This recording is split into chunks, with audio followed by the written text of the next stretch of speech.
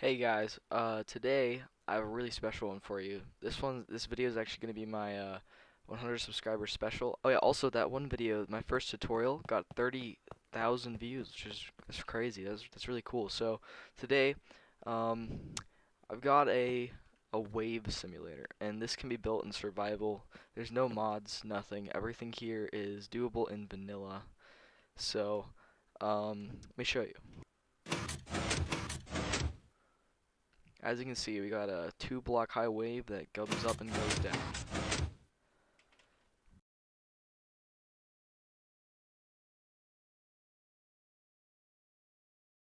It has like a peak, and then it also has a little bit that's like under. So with this design, I tried to do that, and as you can see, it is a little bit laggy. But there's also this variant over here that is just 1 block high. So wait, where did I put the lever? Right here. It's just 1 block high, and then also there's you can see I made like a little backwash, and so both times I'm gonna have a tutorial for. And essentially this section right here is the 2 block high part, and then this is just that. This is right there. So I'm gonna do a tutorial, but before I go into the tutorial, I want to show you my thought process over the past couple months to get to where I am with this one that is right behind me. So yeah, let's do that. Okay, so the idea to make a wave machine first came to me when they added waterlogged, and you could push them with the TNT as long as it was 1 tick pulse. If it was 2 ticks, it wouldn't push it. But that's a good thing because observers actually give a 1 tick pulse. So when you do something like this, you can see it actually moves the water source. And I am using trapdoors, not slabs, because it's deeper, so the wave actually appears to be bigger when you do that. The only problem is that you can't actually pull it back, which when you do it vertically actually isn't a problem because the minute it's back down, the water next to it will just fill it in. So that's fine. All we care about is that it extends it properly. So you can see right here, this is just a single like slab of it. You can completely tile these like that over there. You can tile it like that. But essentially to get the wave to go up and down fast enough, you have a pulse shortener. So you know, just this to the piston with the block on its face, and I said 4 ticks. I think it might work with 3, but I'd suggest just doing 4. And you can see when we push the button, we get a pretty nice wave, and it goes back down. And like I said, even though it doesn't pull the water block back down, the water next to it will fill it in. So you're good with that. So just press it again. You can see. So making a 1 block high wave is actually not that hard. So like this, all it is right here. Wait, yeah, I can break that. Okay, so as you can see, um, right here, it's pretty simple, and you can also like change these timings right here to make it go faster or slower, depending on how you want it. So right here, this is the fastest that it can go. It's that fast, and that's pretty fast. It's pretty nice. And with a boat, if you have a boat, you can actually surf that, and I'll demonstrate that at the end of the video. So if that's what you're interested in, you can skip to the end where I do surfing on both the is it this one? Yeah, it's this one. So I surf both on this one and the one I showed you in the introduction. Yeah, just a hint. The one that's 2 blocks high is a lot more fun, but it's also harder to build. Oh, and also before we move on, I'm actually going to demonstrate how to do the backwash because on this one, remember I showed you, it'll like pull it back and it'll appear that the water goes up on the beach and comes back down like, you know, in real life. So you can see basically all you have to do is take one extra repeater past this one, put it into a block, and then get a redstone torch and then a piston and put it here. Wait, I'm gonna have to fly to do this. So, well, this is gonna be tricky because we got the water right there.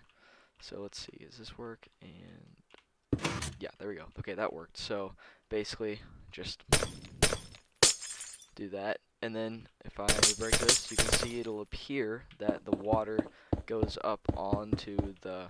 Well, you know, our shore's made of iron right now, but you get the picture. If it was sand, it goes up, and then it comes up and down. So for just one tile, it won't actually look that nice. But anyways, moving on. I was wondering if I could actually make this go 2 blocks high. This was when I first had that idea. As I was like, oh, the 1 block is pretty simple. Let's see if we can make it go up 2. The problem with going up 2 is that a simple, like, this is just a typical observer, like 2 block piston extender. But the problem with that is that since it pushes the piston up first, it actually does not move the water source. So you can see we just have a hovering trap door right there. So coming behind here, this is basically why. So this is the same thing that we had over there, but it has a block in between, and when you push it, you can see it does not move the water source. So the only way to actually move the water source is for this to be directly touching the piston. So well, directly touching the piston when it extends. So I created this system right here, and as you can see, if I press the button, it goes all the way up and it's moved. And basically the way that this works is that not zero ticks. It's one ticks the thing up 1 block, then goes back down, and then does a normal piston extender. So it gets pushed by this top piston both times, up and down. So here, actually, if I remove the water, I'll show you exactly what I mean, because it's kind of hard to see with the water. So basically, watch the first piston push it up first. I know it's kind of fast, but you can see that piston extends, unlike this one, where this pushes the piston up first, so there's a block in between. There's actually a problem with this though, and that's that it's not tileable because of these two pieces of redstone dust right here. It is not tileable, so that's where this thing comes in right here. And as you can see, basically the way that this works is we have a single item inside of a dropper that goes up into a hopper, which pushes it back down. So every time that you push it, it'll go up and down. And this comparator right here will take that output. And since comparators, when there's only a single item in like a chest or a hopper or a dropper, like here we have a hopper, it'll put out single redstone strength. So this won't power here. And then we essentially just chain it along. So that's how we make this right here tileable. And then you can see it does basically the exact same thing on the bottom. So if we push right here, see it goes up 2 blocks and down 2 blocks. So if we go back over to this one, which is the original one, I basically just hooked up this thing, and then I added the single block extensions right here. So I'm gonna go ahead and build a single slab of this. Okay, so to start, what you want to do is you want to put 2 blocks right here like this, and this block right here will be your input block.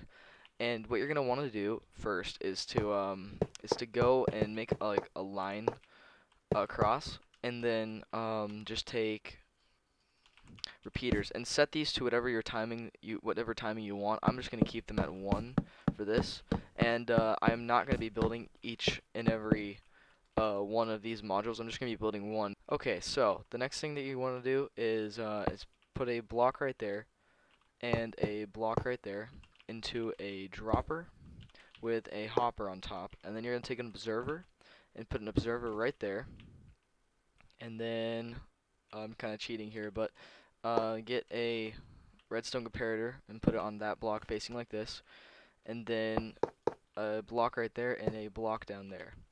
Now both of these are gonna have redstone dust on them. Then get a target block and put it in like that. Okay, so above the target block, put a redstone repeater set to 2 ticks, and then down here place 2 blocks across like this, and then 1 up like that.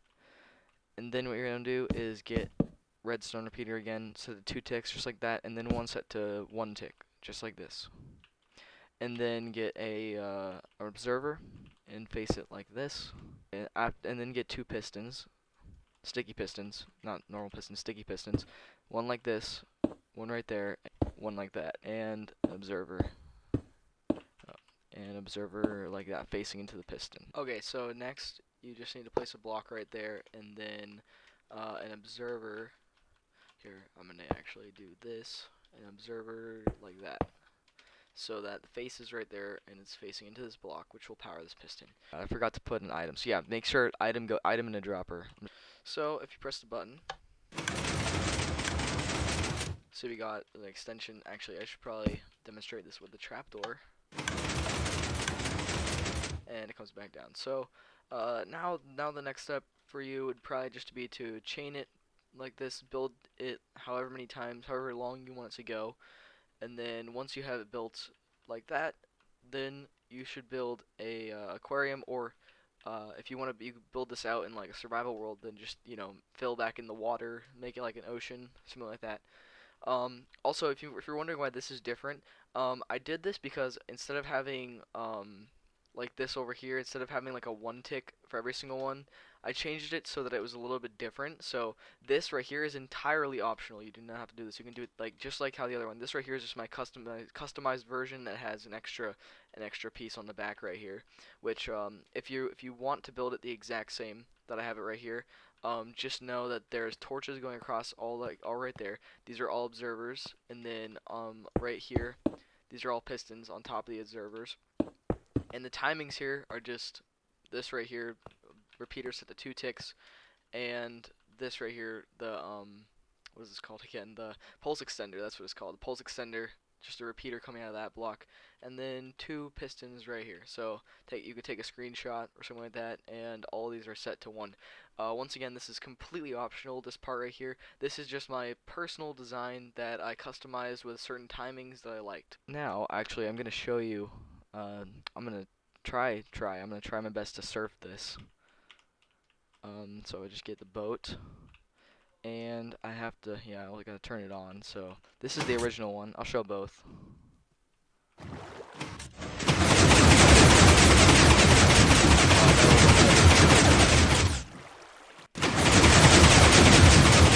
Yeah, this wave isn't too hard to. The other one's a lot harder. So.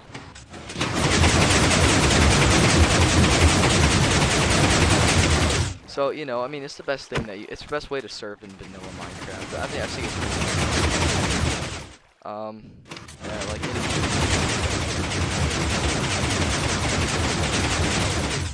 in real life, I like to surf, so I just did this for fun.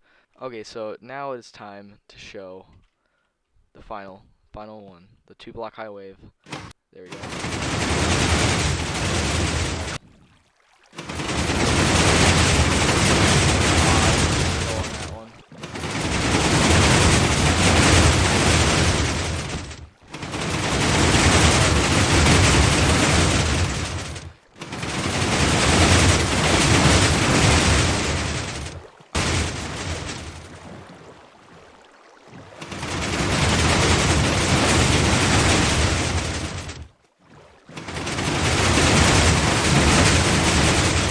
Alright, so yeah, I think it might be a teensy bit too fast, but pretty fun. Like once again, this is kind of useless for survival Minecraft, but it's definitely very fun. So, and yeah, also very resource heavy, as you can see. Yeah, today that's what I got for you guys. So yeah, I'm actually building this in my survival world right now, and should be pretty fun. Anyways, thanks for watching, and thanks for all the support, and thanks for all the views and subscribers. That's really nice. So yeah, I'll see you guys in the next one. Bye.